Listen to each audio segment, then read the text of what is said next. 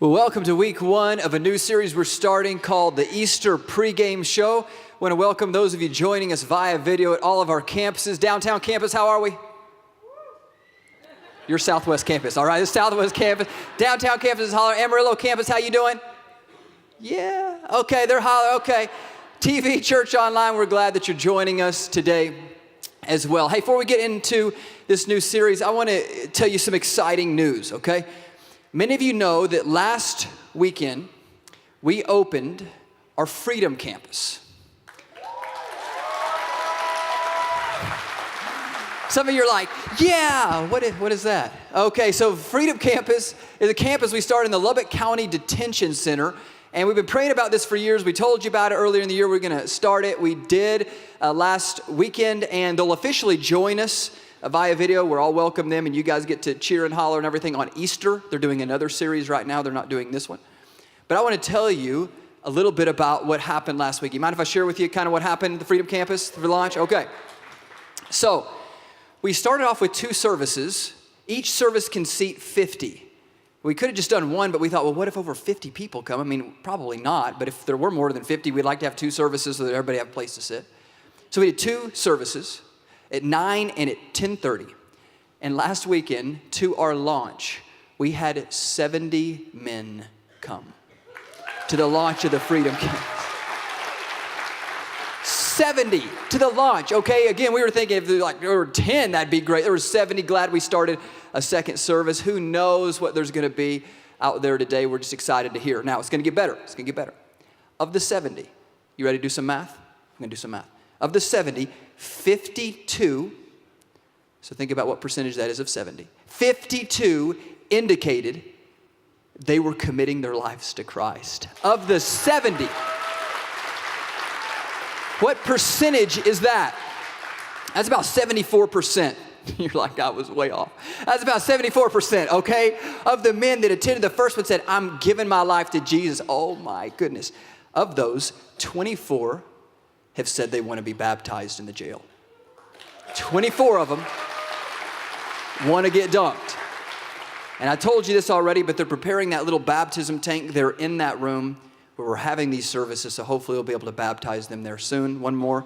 35 of them came forward at the end and let one of our prayer team members pray over them. Isn't that awesome? 35 came forward for prayer. Now, we took a bunch of pictures. We can't show you all of them. We can't show faces or sides of faces, but we've got one from the back. So would you guys like to see a picture of the Freedom Campus last weekend? Okay. Here's a shot from the back. That's Tyler in the green. He's our Freedom Campus pastor, and Josh over to his left playing guitar and leading worship, and there are some of the men as part of the room sitting there in front of them. You got the speaker there over on the left, and they have the big screen. It's like a 70-inch screen where they're able to watch some of the services. Isn't that awesome? In the Freedom Campus, isn't that awesome? Yeah. So pray with us, everybody, at all of our campuses right now. The first service, I believe, just ended. They're about to have another service, so be praying with us that God does something awesome there in the jail. I think there's about 1,200 people, 1,100 people in the jail right now. It'd be great if one day we could have enough services that all of them could come and be a part if they wanted to. So that's the Freedom Campus. We'll keep you updated on how it goes. Well, this is week one, again, I said, of the Easter pregame show. You're like, what is that? Is this like ESPN? Because I'm looking up here. This looks like some ESPN up in church today. Okay, what is this? Well, if it looks like a pregame show, it's supposed to, hopefully. Okay, I'm going to have some special guests here in a minute on our staff come and share some with me. I'm going to talk to you first, but basically the point of this series is that in our pregame show, in the Experience Life Easter pregame show, we're going to invite you and give you the opportunity in a few weeks to play in the big game, to be a part of the big game, to be a part of the big day, to be a part of Easter. Now, it's not every day, right, you're watching ESPN or some channel, a pregame show, and they invite you, the viewer, to like suit up and join the upcoming game, right? It's not every day, the pregame show, they're like, viewer number 1,300,000, come on, you're in the team. Okay, it doesn't happen very often, okay? But Experience Live and our pregame show, it's happening. You're invited to be a part of the big day. Now, let me tell you about Easter, in case you didn't know this, about church worlds, generally true in church world. Easter of this year, it's likely, because it's been the case in our past, we will have more people attend that weekend, then we will have a 10 for the rest of this year until next Easter. And it's usually not a couple hundred more. Guess what? It's thousands more than normally attend.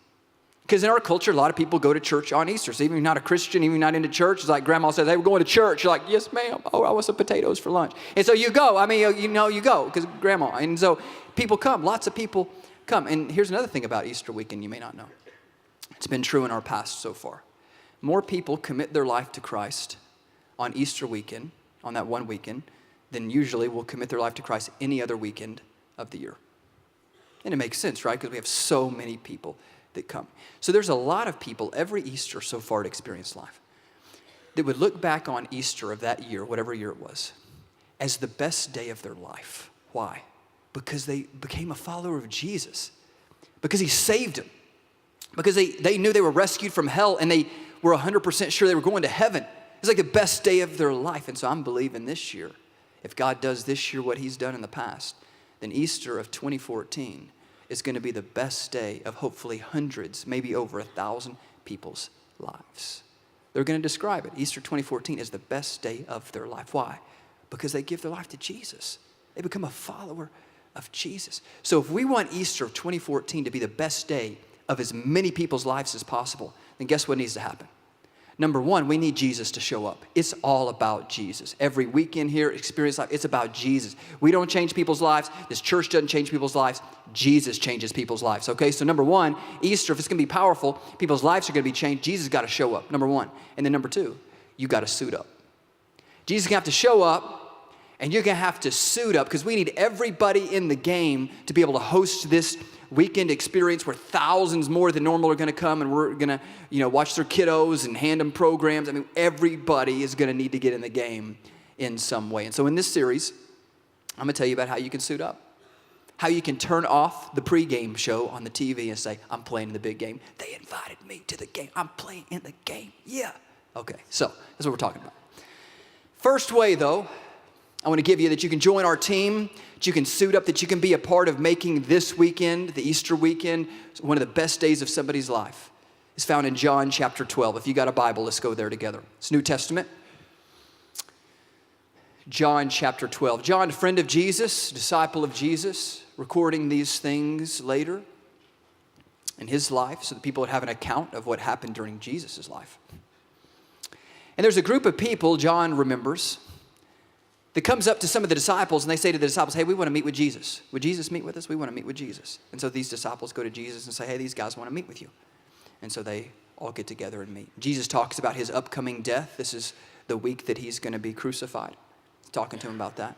And then he says this, and this is important that you and I get this. John 12, 26.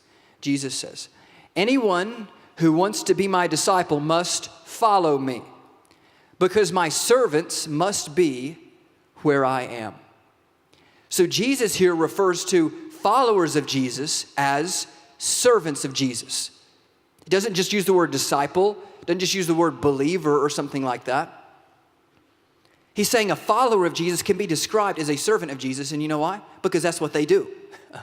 A follower of Jesus wants to serve Jesus. Followers of Jesus serve Jesus, so Jesus just calls them here servants of his, servants of Jesus. You say, well, how did these early followers of Jesus, how did they serve Jesus? Well, I'm glad you asked. If you're taking notes, I'd write this down. Here's what it seems like they did. They made his mission their mission. How'd they serve Jesus? They made his mission, Jesus' mission, their mission. Hey, whatever Jesus wants to do, that's what I'm going to do.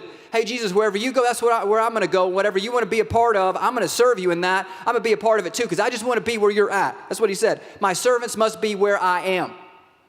So to serve Jesus is to say, Jesus, whatever your mission is, that's my mission too, because I'm your servant. I'm just going where you go. I'm just doing whatever you do. That's what it looks like to serve Jesus, is you say, Jesus, your mission is now my mission. I abandon my own mission.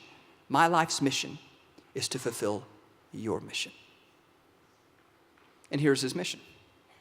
In Luke 19:10, he told a crowd of people. He said this. He said, for the Son of Man, he's speaking of himself, it's a title he used for himself. For the Son of Man came to seek and save those who are lost. Jesus is like, you want to know why I came? Here it is, one sentence. I got it right here.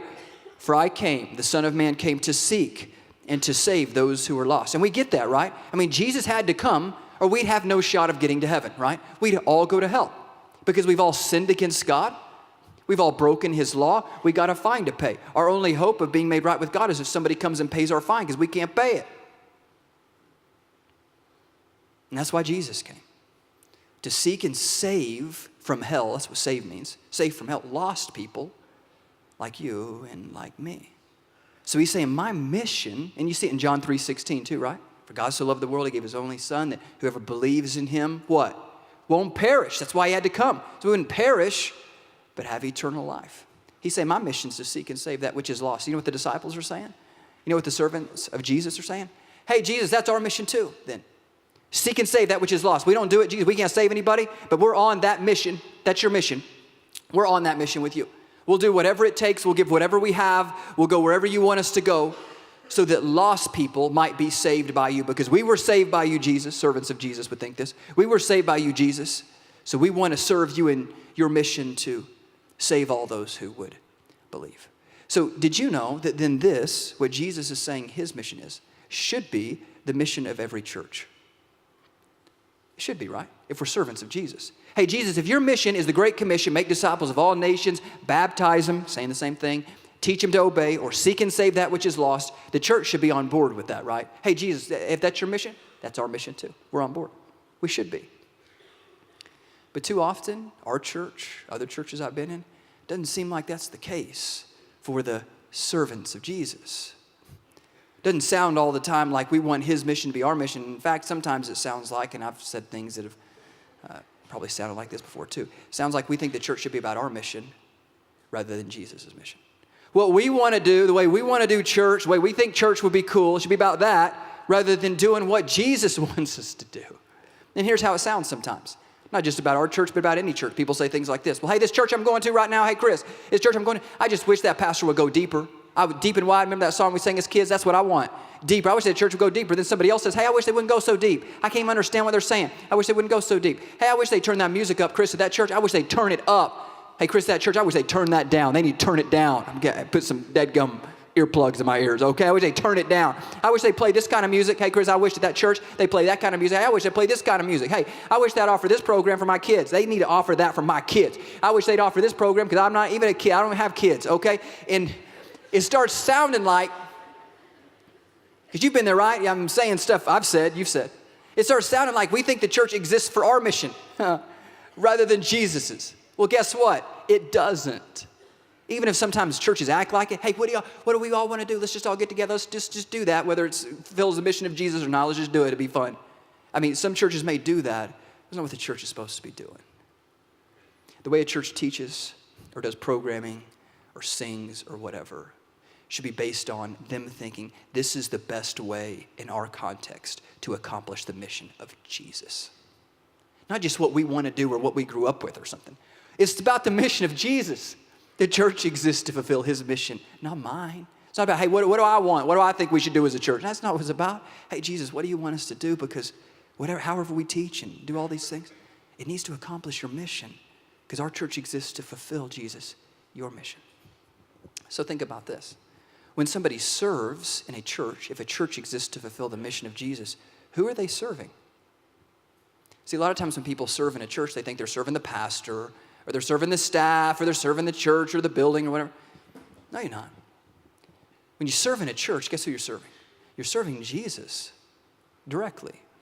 Because the church exists to fulfill his mission, and the way we serve Jesus the way they did is they made his mission their mission. So why there's a volunteering problem in most churches, and there is, ours too, but why churches have trouble finding people to volunteer is a mystery to me. Because evidently most churches are filled, at least with people, that claim to be Christians, or AKA, according to Jesus, servants of Jesus. So churches are filled with servants of Jesus, but then they can't find people that want to serve Jesus. It's the craziest thing if you just think about it. How do you explain that? I mean, what do you do when the servants of Jesus don't want to serve Jesus? What do you do when the followers of Jesus just got too busy? They don't want to serve Jesus by serving his mission, making his mission their mission. They got a bunch of other things going on. What do you do? Well, I think you pray. That's what we do here. You pray. And then you challenge people to suit up, join the team, and get in the game. You challenge followers of Jesus to serve Jesus because Jesus says that's what followers of Jesus do. So that's what Jesus is saying in this first part. He's saying, I call my followers not just disciples or believers, but he calls them servants because that's who we are. We should be servants of Jesus. All right, he keeps going. Then Jesus says this. He says, and the Father will honor anyone who serves me. I love that verse. So it's like, okay, my servants are going to be where I am. And oh, by the way, to those listening, Jesus is saying, hey, listen. If you serve me, the Father is going to honor you. What does that mean exactly? I don't know. I mean, it could mean something different for different people. For sure, he'd fill you with joy. I think it means for sure he would do something awesome in your life. But Jesus is saying here, it's like the Father rewards you when you serve him. He rewards you. You're like, I don't need a reward. I mean, and we all get that. I mean, Jesus, what you've done for me is enough, but he still just says, I want you to know. Jesus saying, the Father's going to honor you. You serve me, you follow me, the Father, he's going to do something awesome in your life. And so I try to tell our volunteers that all the time. Hey, you guys know what? You're serving Jesus when you serve at this church. And Jesus says the Father, he's going to honor you. He's going to reward you. He's going to do something awesome in your life. That's what he says. That's what he says. So I want to take a second just to honor at all of our campuses the volunteers that make this thing happen, because what happens here does not happen without them. So at all of our campuses, downtown Amarillo, here at Southwest right now, if you are a volunteer in any way, weekday, weekend, wherever, if you're a volunteer, all of our campuses, I want you to stand up right where you're at. And all of our campuses, I want you to help me honor them for how they serve this church.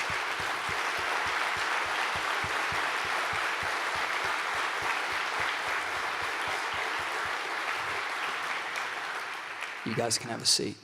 Again, a lot of times we think, well, somebody else is going to do it. Well, if you look at the crowd at most of your campuses, it's not most people. And so then some people end up doing one or two services because you can't just do one because you need more people for a couple. But they're in the game and they're excited. And volunteers, those of you that stood at all of our campuses, I just want you to know. Jesus said this. I'm not saying this. Jesus said, the Father's going to honor you. He's going to honor you. He's going to do something awesome in your life. So thank you for your service to this church. So first way you can suit up. If you're like, man, I'm convicted by this. First way you can suit up. First way you can be a part of the big day. You can be a part of the day that many people are going to say was one of the best days of their life. First way is to start volunteering. In some area of the church, start volunteering. You're not serving me. You're serving Jesus. I'm inviting you to serve Jesus, not me. You serve Jesus when you volunteer. But why don't you get involved in some area? And then here's what I think would be awesome. You know, this Easter, don't you think that Jesus wants to communicate to all the guests that come to our church that they're loved by him and us?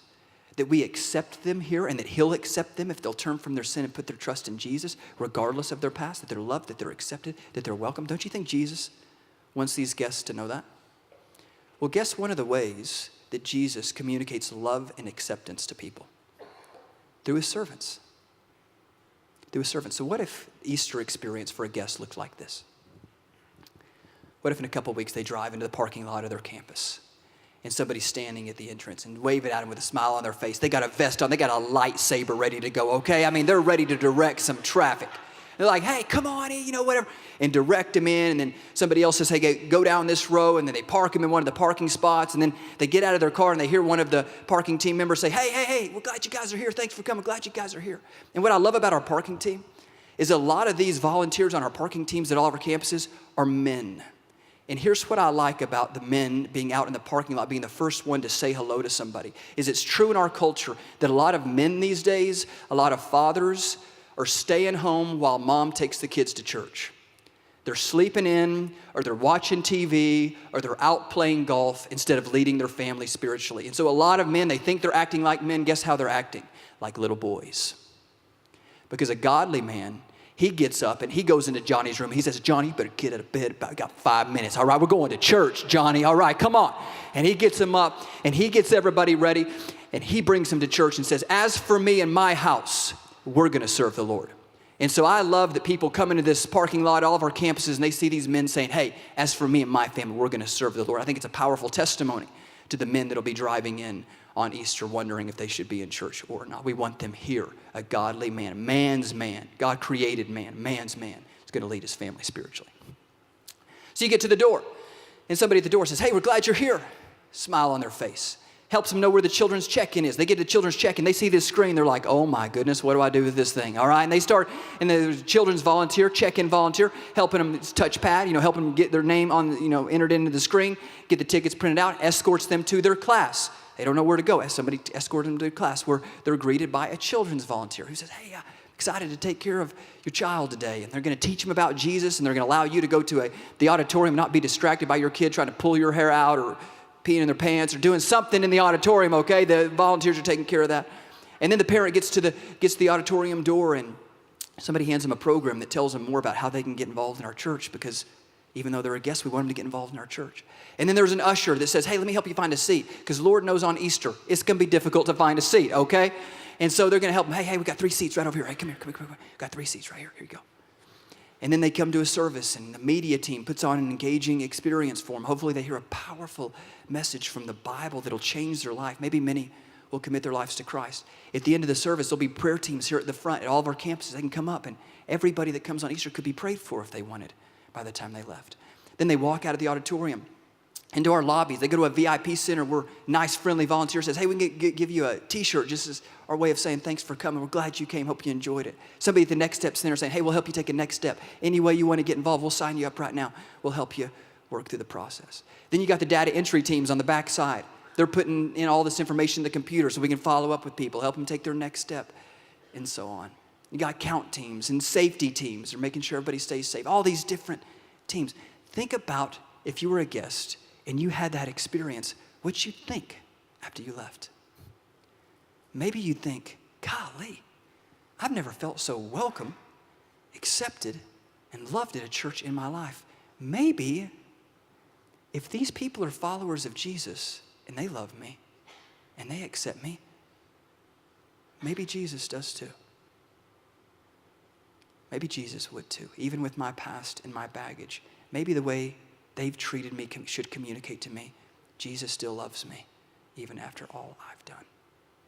I guarantee you, we want everybody to be thinking that when they leave Easter weekend. Maybe these people are just a representation to me of how Jesus feels about me. The only way it's going to happen is if you suit up. Jesus shows up, you suit up, get in the game. We make this a great experience for everybody who comes. I'm going to invite some special guests to come and talk to me some about volunteering. So would you guys help me welcome Lee and Amber as they come out on the stage today? Join me.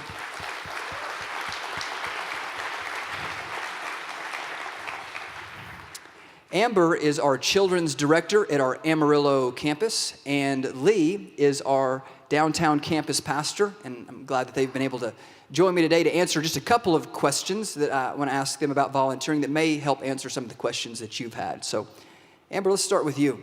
How have you seen at your campus and the other campuses you've been a part of, how have you seen volunteering impact the lives of the volunteers themselves? We have so many stories each weekend that come out of our children's ministry. A couple that come to mind is actually from a volunteer here. His name's Rob Neal. He's a small group leader in our elementary classroom, and one of his kiddos committed their life to Christ and invited Rob to come to his baptism. And of course, that has to have a huge impact, first of all. So Rob's here on the front row, watching the kid get baptized and just overwhelmed with emotion, gets to go back, hang out with the family, high-five the kid, just love on them. And he just said that's so rewarding just to be a part of that.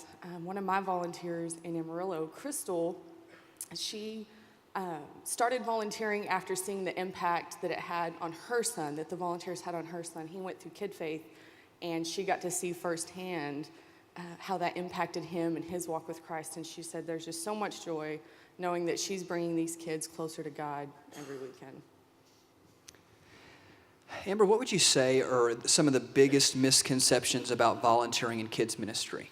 You've been in kids ministry a long time. What would you say are some of the misconceptions people have when they think about volunteering with kiddos? One of the first ones that I get is, I don't like kids.